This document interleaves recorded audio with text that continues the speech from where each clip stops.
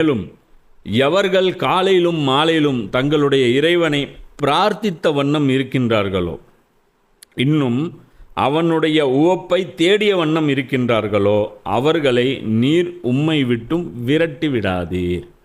இப்போ இந்த இடத்துல குறைஷிகளுக்கும் நபி ஸல்லல்லாஹு அலைஹி வஸல்லம் அவர்களுக்கும் இருக்கக்கூடிய பிரச்சனைகளில் மிக முக்கியமான பிரச்சனை, இன்னும் சொல்லப்போனால் இந்த பிரச்சனை ஒரு டாப் மோஸ்ட் பிரச்சனைகளில் ஒரு பிரச்சனை. என்ன பிரச்சனை? எவர்கள் காலையிலும் மாலையிலும் தம்முடைய இறைவனிடம் பிரார்த்தித்த வண்ணம் இருக்கின்றார்களோ, இந்த ரசூல் கூட சில பேர் இருக்கிறாங்க, அவங்க நைட்டு பகல் எந்நேரமும் ரசூல்லாவோட கோந்து மாதிரி ஒட்டிகிட்டு இருக்காங்க. இன்னும் அவனுடைய ஓப்பை தேடிய வண்ணம் இருக்கிறார்கள். அவங்களுடைய டார்கெட் என்னவா இருக்கு?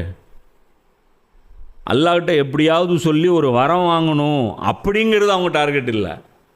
எப்படியாவது அல்லாஹ் சொர்க்கத்தில் எங்களுக்கு இடம் கொடுத்துடணும், அல்லாஹ் சொல்கிற வேலையை நாங்கள் சரியான முறையில் செஞ்சு அல்லாஹ்விடத்தில் நல்ல பேரை வாங்கிடணும், இதுதான் அவங்களுடைய டார்கெட்டாக இருக்குது.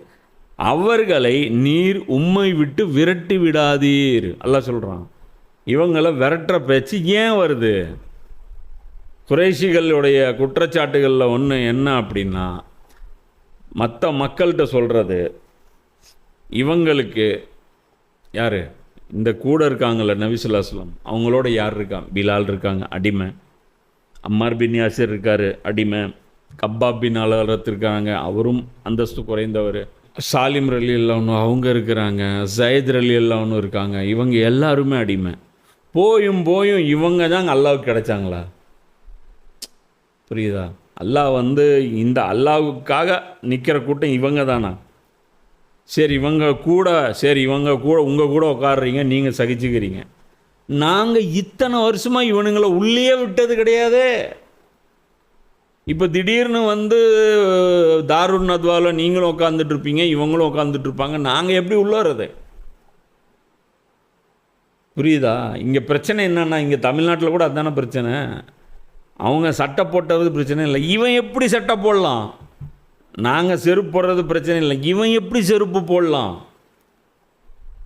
புரியுதா? இன்றைக்கி இவங்க இன்றைக்கெல்லாம் இந்த நாய்களுக்கெல்லாம் வந்த வாழ்வை பாரு, இந்த டோன் தான் இது. நபி கூட இந்த மாதிரி ஆட்கள் இருக்கிறாங்க. அப்போ அது அல்லாஹ் சொல்கிறான், இவங்களை விட்டு நீங்கள் ஒதுங்கி இருக்க வேண்டாம். அல்லாஹ் என்ன சொல்கிறான்? இவங்களை விரட்டி விட்டுறக்கூடாது. இப்போ இதில் ஒரே கல்லில் ரெண்டு மாங்காங்க. ஒன்று, நபி ஸல்லல்லாஹு அலைஹி வஸல்லம் இவங்களை விரட்ட சொல்லி பேரம் பேச முடியாது. இன்னொன்று, அல்லாஹ் நாடினா இதில் என்ன மெசேஜ் இருக்குது? பாமரர்களுக்கு கூட அல்லாஹ் கண்ணியத்தை கொடுக்க செஞ்சிருவான்.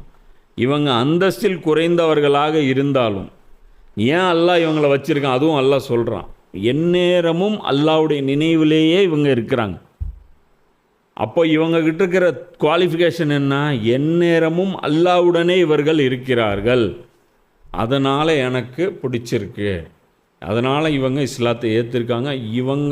இவங்க பேச்சு கேட்டு நீங்கள் விரட்டிடக்கூடாது. இதை அல்லாஹ் கிளியர் கட்டாக சொல்கிறான். அவர்களுடைய கேள்வி கணக்குகளிலிருந்து எந்த சுமையையும் உங்கள் மீதில்லை, உம்முடைய கேள்வி கணக்கிலிருந்து எந்த சுமையும் அவர்கள் மீதும் இல்லை.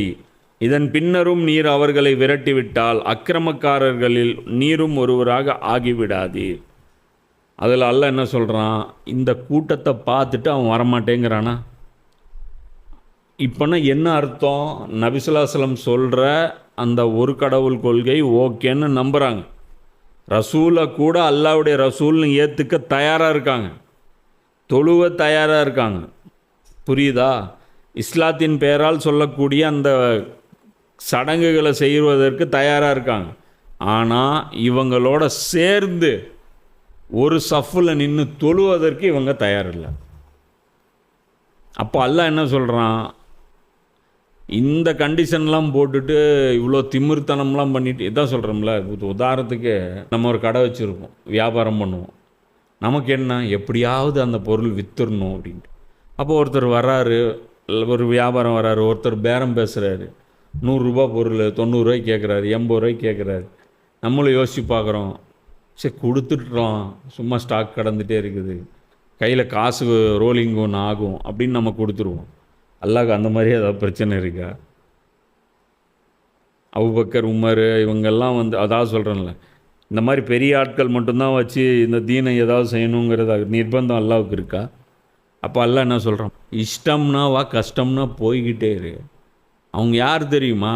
இரவு பகல் எனக்காக கமிட்டடாக இருக்காங்க, நபி கூடவே இருக்காங்க. இது வரைக்கும் வாயை திறந்து எங்களுக்கு அல்லாட்டிருந்து ஒரு வரம் வாங்கி கொடுங்கன்னு சொல்லி கேட்டதே கிடையாது. ஒரு பைசா காசு இவங்ககிட்ட கேட்டது கிடையாது. மாறாக இவங்க வாயில் வயிற்றில் சிரமப்பட்டு அடித்து அந்த புழுதியில் வேலை செஞ்சு அந்த காசை கொண்டு வந்து ரசூல்லாட்ட கொடுக்குறாங்க. அல்லாவுடைய தூதரை இந்தாங்க பைத்துல் மாலில் வைங்க, இதை வச்சு அல்லாவுடைய தீனுக்காக ஒர்க் பண்ணுங்க அப்படின்னு சொல்லி கொடுக்குறாங்க.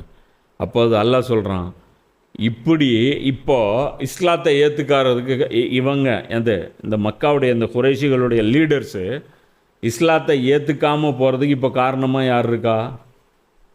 இந்த ஏழைகள். இப்போ இந்த ஏழைகளை கூட வச்சுட்டு இருக்கிறது யார்? ரசூல்லா.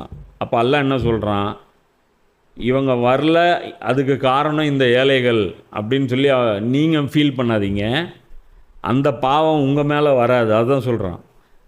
அவர்களுடைய கணக்குகளின் சுமை உங்கள் மீது இல்லை, உங்களுடைய கேள்வி கணக்கின் சுமை அவர்கள் மீதில்.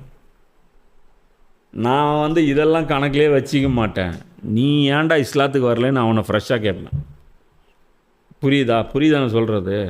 அப்போது ஒரு வகையில் பார்க்கும்போது இந்த தாழ்த்தப்பட்ட மக்கள்னால தான் இவங்க இஸ்லாத்தை ஏற்றுக்கலை. ஆனால் அந்த காரணம் அல்லாஹ்விடத்தில் அக்செப்டபிள் கிடையாது.